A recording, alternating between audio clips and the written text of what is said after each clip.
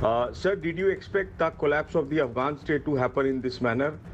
It did. And what is your impression of the manner in which Ashraf Ghani left? Well, I don't think this is the right time to reflect on that massive tragedy. Okay, sir. So, who do you blame for the Taliban takeover of Afghanistan and why?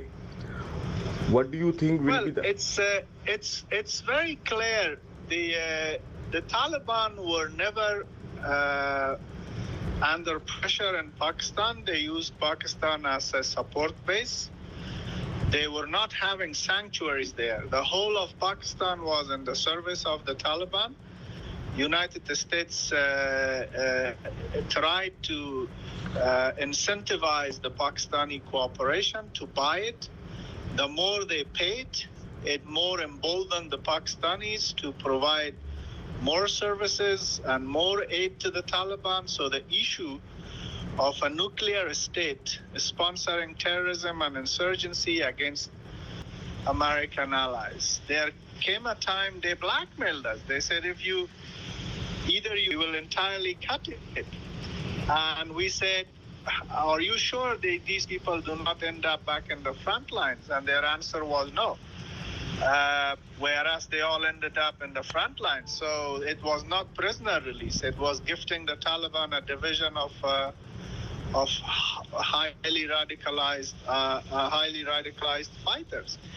And the fourth reason is there were people in our government who were not aware of the situation, who were taking everything for granted.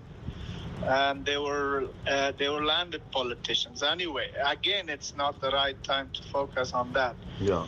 But we cannot confine it to these four reasons. There are numerous reasons which led to this tragedy.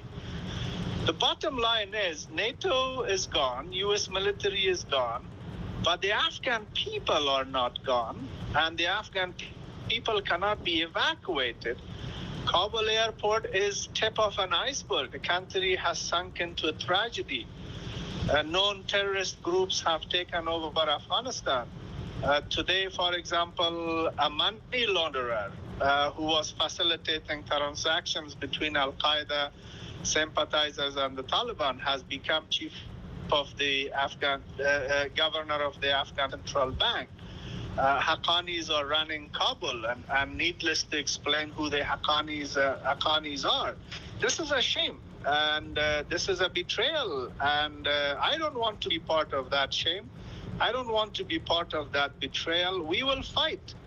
We will fight until the enemy believes and comes to a conclusion that Afghanistan should remain Afghanistan and it should not become Talibanistan.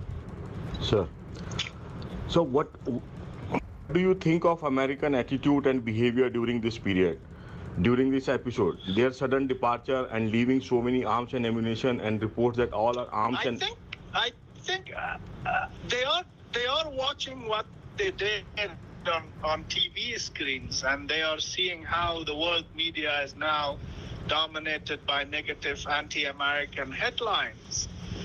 United States, the civilization, it's a global power. It's the mightiest military power on earth.